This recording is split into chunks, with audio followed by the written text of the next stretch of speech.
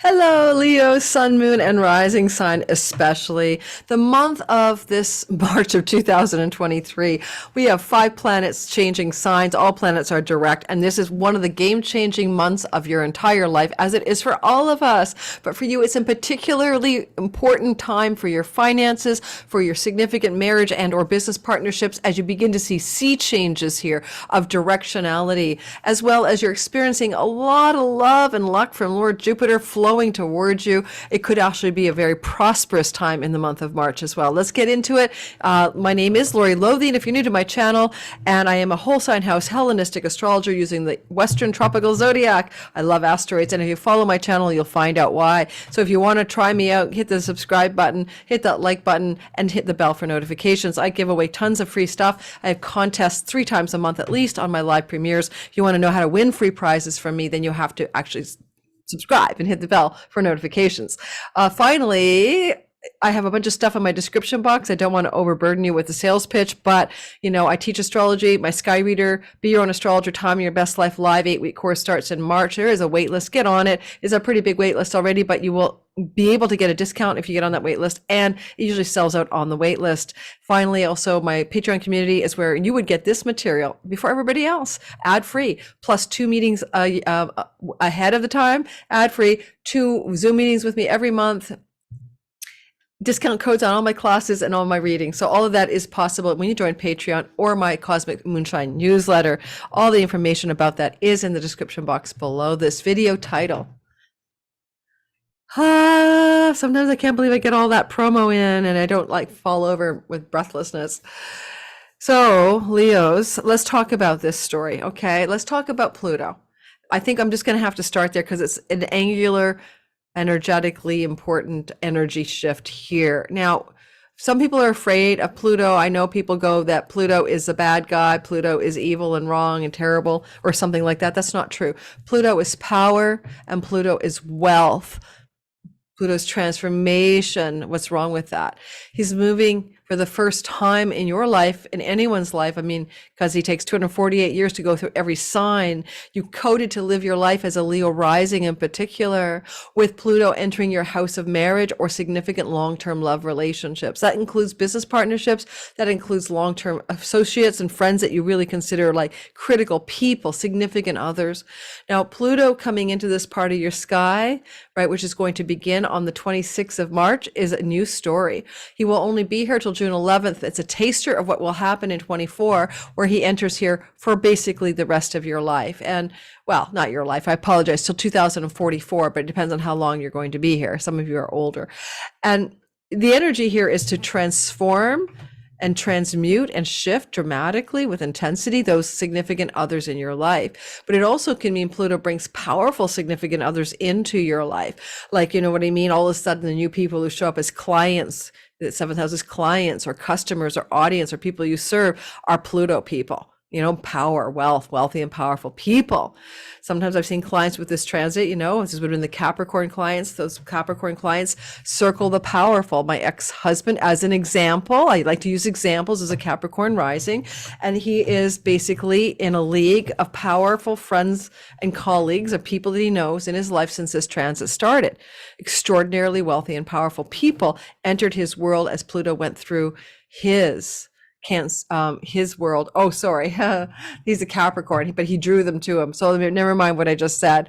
But anyway, for anybody who is a Cancer rising, you have the potential of drawing in a lot of powerful people. But even Capricorn ascendants did as well, because you started to embody that power and that wealth and that Plutonian energy, and you could draw like attracts like to you.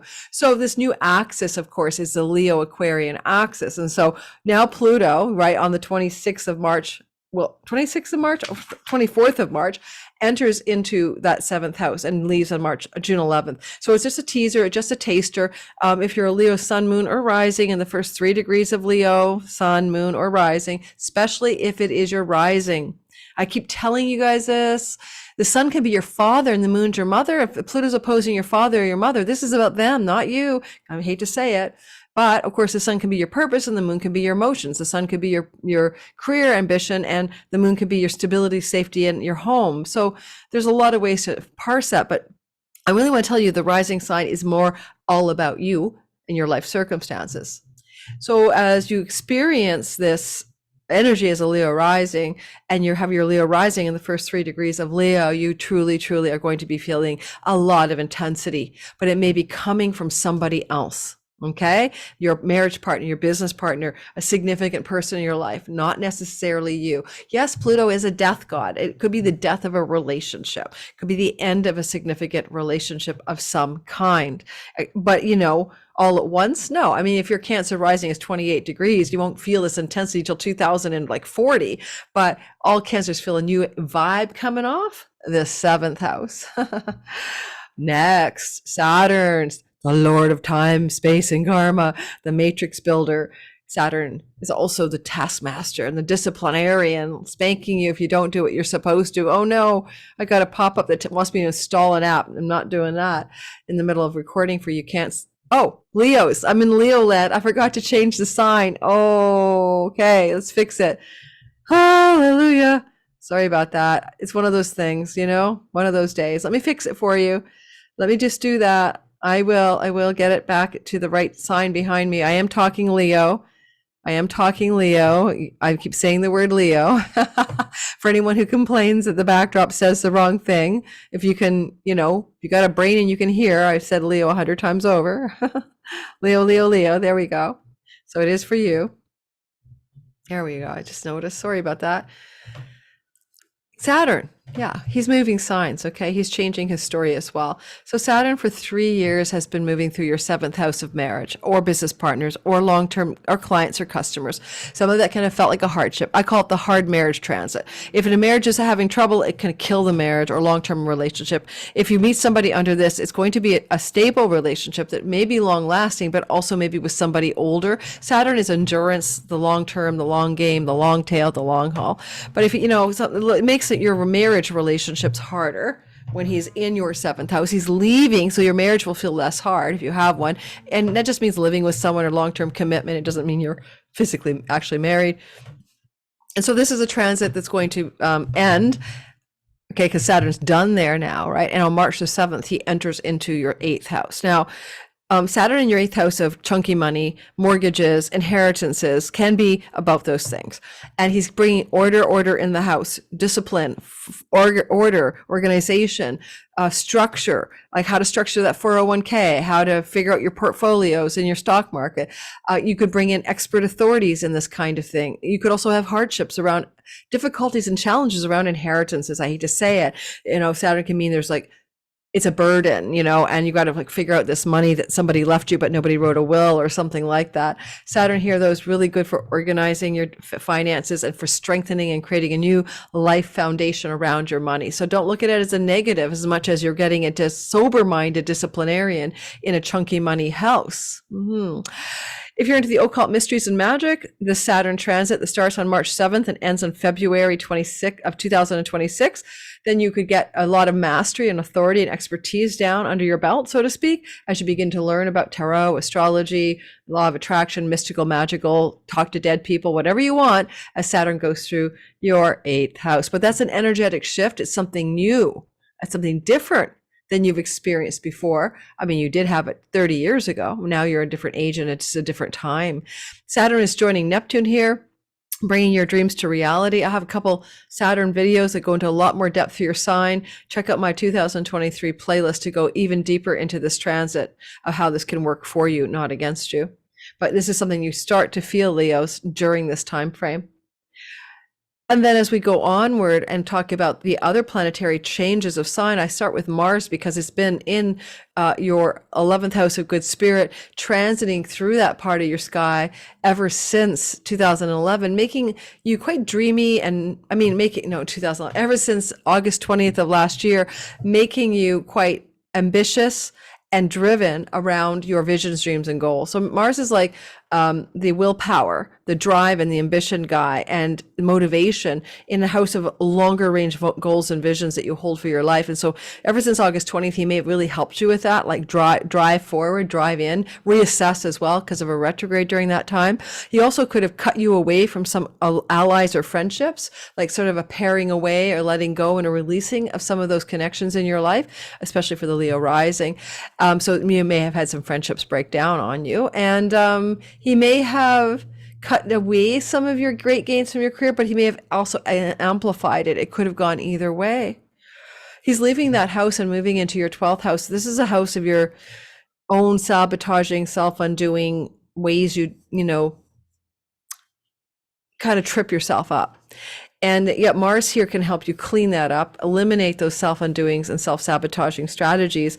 Now, he's a late comer to this part of your sky, this Cancer 12th house. He'll get here on March the 26th and he'll stay there for 6 weeks. But just know that that is one of the big changes that's coming up as all these planets change signs in the month of March. You may also travel to a foreign land or plan a trip to travel to a foreign land as a result of that March 26th transit through add 6 weeks that could put you in a foreign land, traveling to a foreign land, or planning that trip to a foreign land.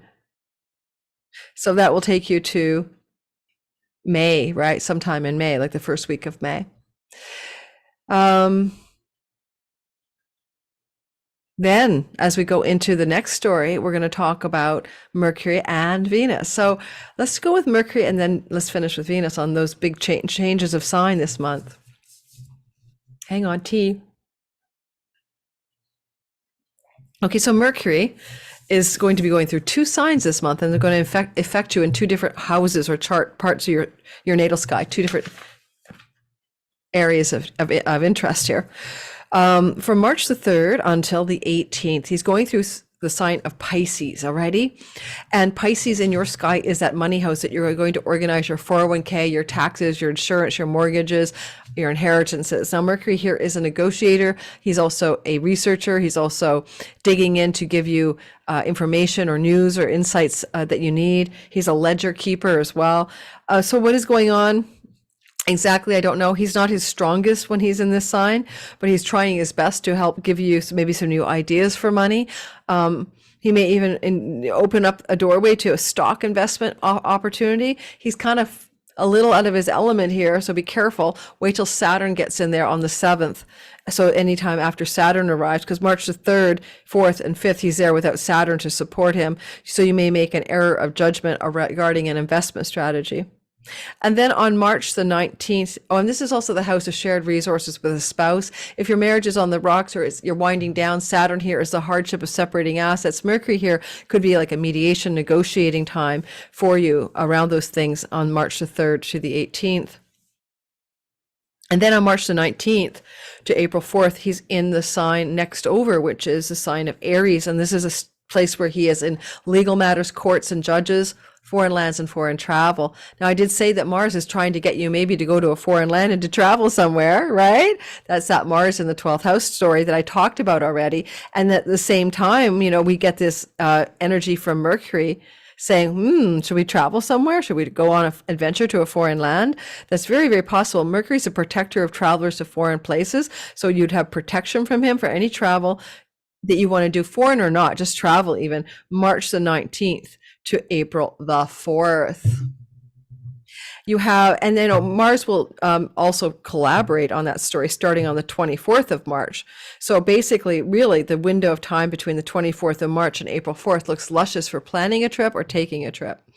You could win in court matters here with Mercury because Jupiter's present. Mercury is signing the documents, agreeing and negotiating, mediating around legal and court matters. Jupiter is in your 9th house, has been since December 20th, will be till the middle of May, allowing any Leos to win the day in court, so to speak, to prevail in legal matters.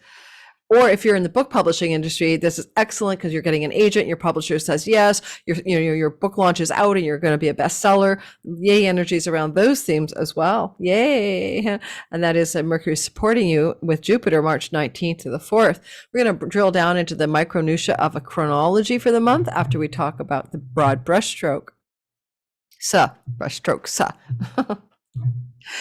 These videos are taking me forever. I'm doing 30 minutes for all 12 signs. And I have to say, guys, there's a lot of talking. A lot of talking.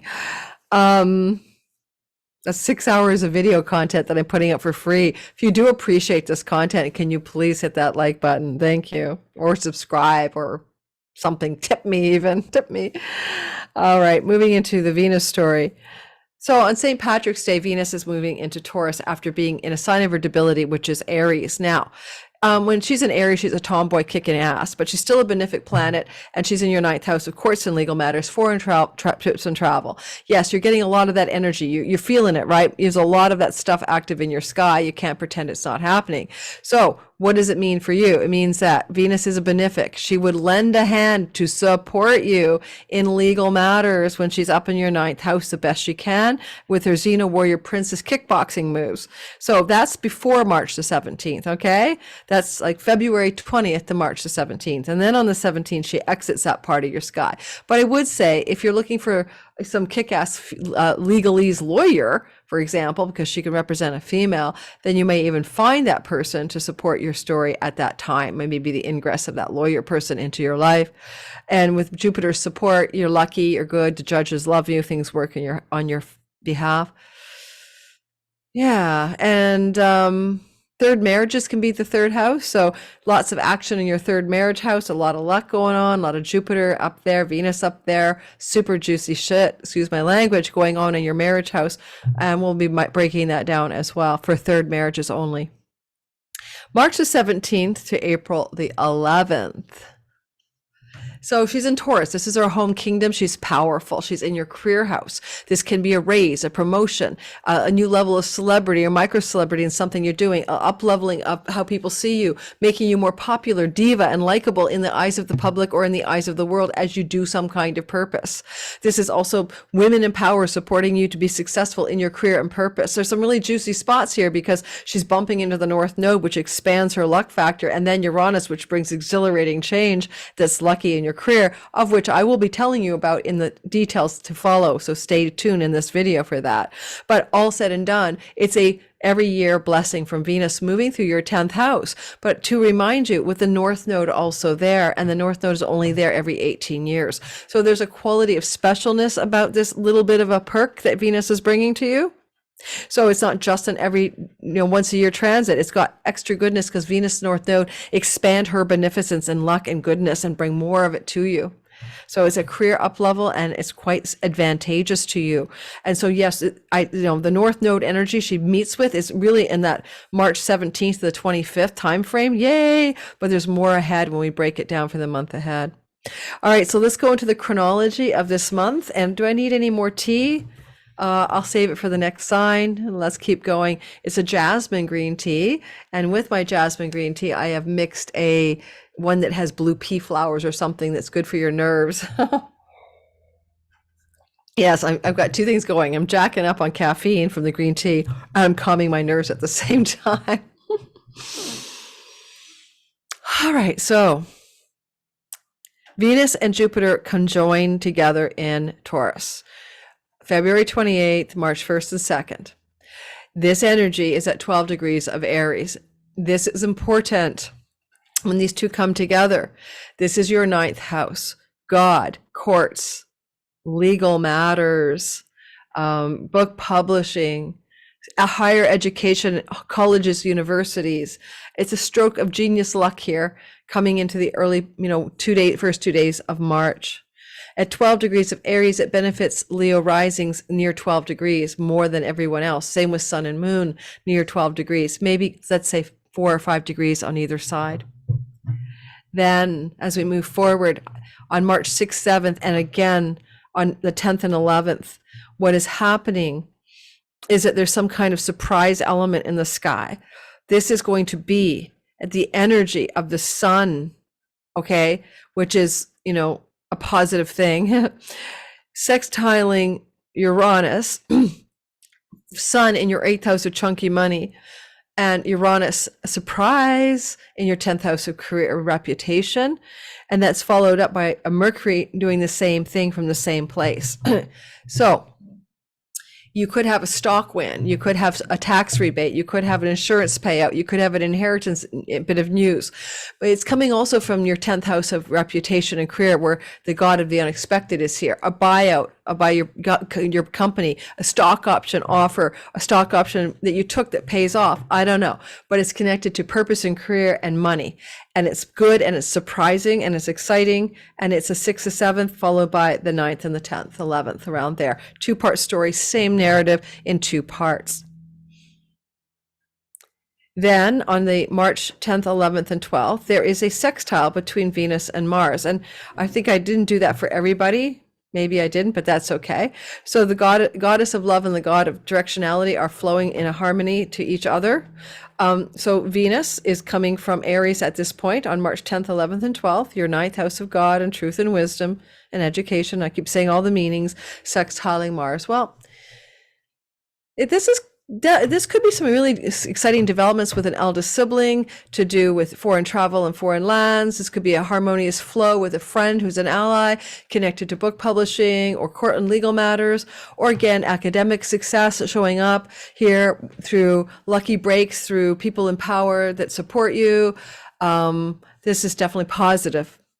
If you're single, this could be a relationship starting off because of a trip that you're taking, or because of an introduction to a friend, and the person is from a foreign land or from a foreign culture or something like that.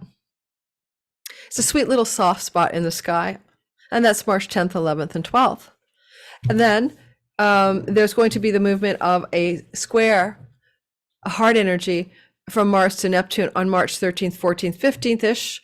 And this is something Mars has done twice already, ever since last August. You're not new to this feeling. It's Mars trying to defog or unfog your illusions and delusions in regards to your chunky money, your stock investments, your money shared with a spouse or partner, inheritances, taxes, and stuff like that. Mars is doing the square from the house of good spirit, which is also a pennies from heaven and windfalls house. So I'm not too sure are your hopes, dreams, and wishes as well. Mars is an action god. He's moving direct. He's moving swiftly. So some direct, swift action to keep you really clear about money issues and to help you ground something financially in a way that's very tangible, because Saturn is also supporting that at this point. An eldest sibling may be a part of this or may not, but Mars is in the house of eldest siblings. Chiron and Jupiter come together around the 16th of March.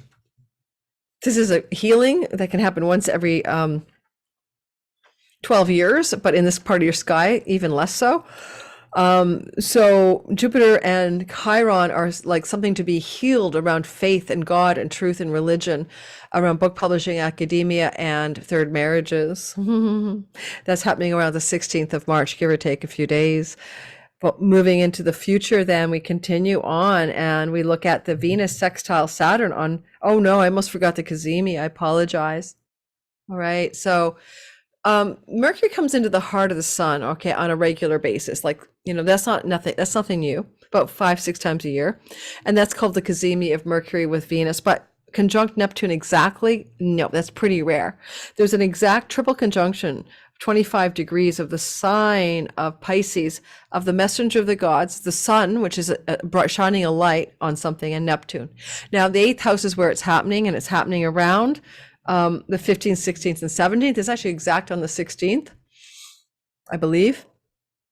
The energy here is intense.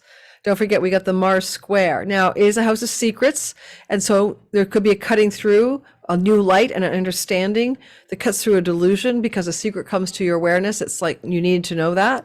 It could also be that something that's hidden from your view is now illuminated, or that you have a download, or you have a channeling of an angel or a dead person. I mean, it's all kinds of stuff in the 8th house. It could be some illumination of a hidden pocket of money that should be yours and you didn't know about it, because I don't know, the Mars square from the 11th is a pennies from heaven. So maybe a chunk of money is illuminated for you in a downloadable way of revelation on the 15th to the 17th, bringing some tangible financial money reward to you. It's a magical day to meditate, because this Cazimi is also sextiling Pluto. And as we move forward to the 19th and 21st, there will be even more intensity as Mercury and Sun get closer to that Pluto sextile. So I would say that looks a lot like power and wealth energies, Pluto. activated from your house of debt, like indentured servitude, your sixth house. So your indebtedness. So possibly there's some breakthrough news around leases, around pets, or you channel your dead pet, or around being able to release yourself from a debt, like a credit card payoff or wiping out a mortgage debt or something like that.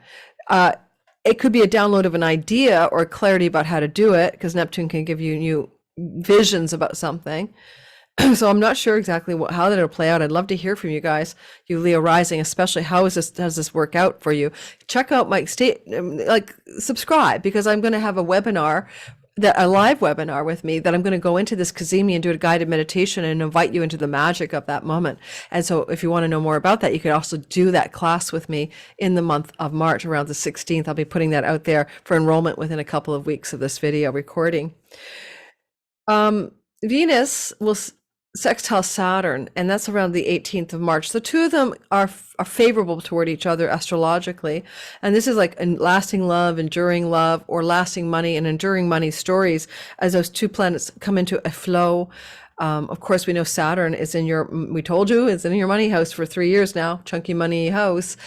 And Venus is getting the sextile vibe going from your ninth house of legal matters, courts, third marriages, academics, faith, luck.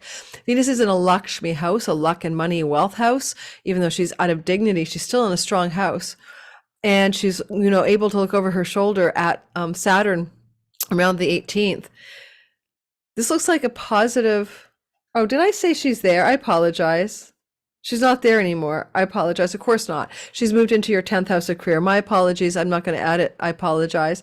Yeah, I forgot she's moving on St. Patrick's Day, the 17th. So on the 18th, she moved over into your 10th house. So yes, she's talking about some flow financially in a money career axis, a money purpose axis, okay, coming through around the 18th. Now, if it's a love relationship stuff, because it could be, and you're single, you can meet somebody in the career space, but keep it secret for a while as a result of that transit around the 18th, 19th of March.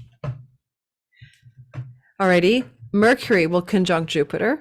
This is happening on the 28th of March. Mercury is the messenger of the gods, and Jupiter is the god of luck and opportunity. When the two of them come together in the sky, there is good news and good luck and good opportunity. And basically on the 28th, this combination happens in foreign shores, foreign land, book publishing, court matters, third marriage, ninth house. Look to some lucky energies, some lucky break going on up there in your Aries sky around the 28th of March, give or take a day on either side. Good for academics, like getting an A in a course or getting a perk in an academic setting as well. Venus will co-join with Uranus. This is positive, unexpected, lucky money surprises or love surprises.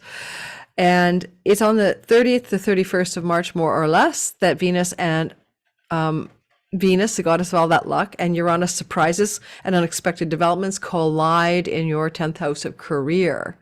Now, you're going to have a lot of career expansion starting mid-May of this year to May of 24 as Jupiter goes through your career house. And this could be an early warning, positive canary in a coal mine sign of what's to come. Venus conjunct Uranus here at the 31st at 16 degrees implies that if your rising sign ascendant Leo is near 16 degrees within, say, 4 degrees on either side, you're probably going to really feel this jolt of sudden exciting developments in your career space. It's lucky. You'll have Juno co-present up there, a lucky new agreement, contract, collaboration, or a lucky new romance that starts off in the office space or workspace or career space for you that shakes you up.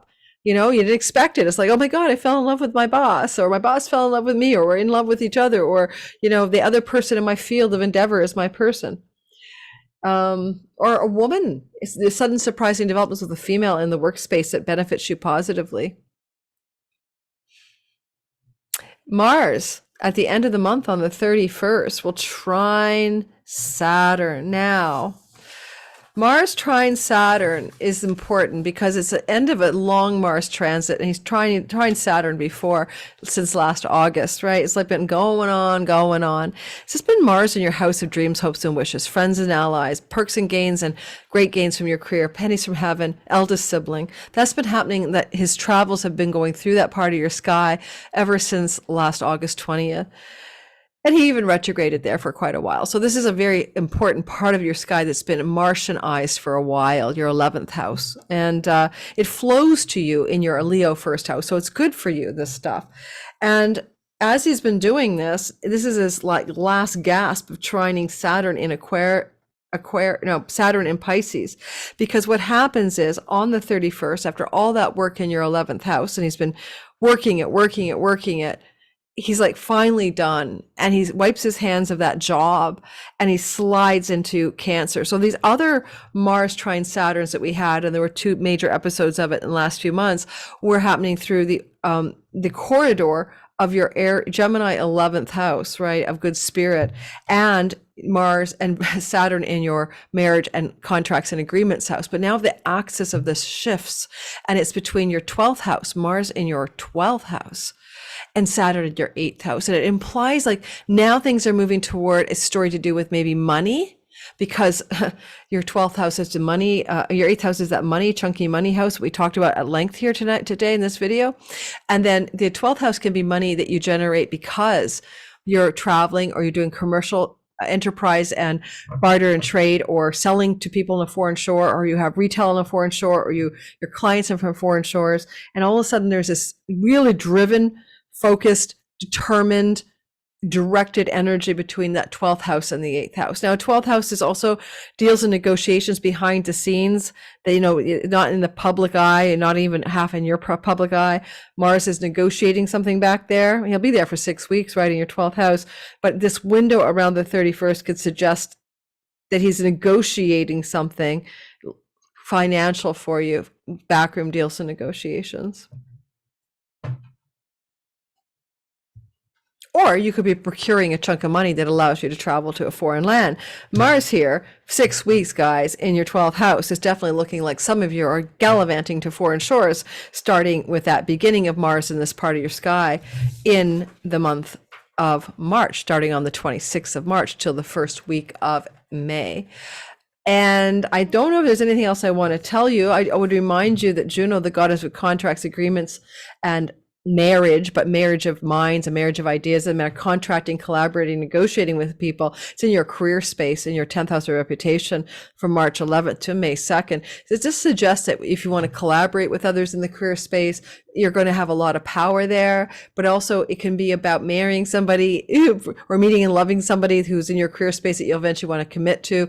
Or it could even be that you're going to find that you're offered new contracts or deals or negotiations, because she's the goddess of the vows in your career space over the next while. That lasts until May 2nd. So, but I think that having knowledge of that helps, because this is a big story for you that's really picking up a lot of intensity, that it can only happen roughly every 5 years. So don't think about your career as a soloist.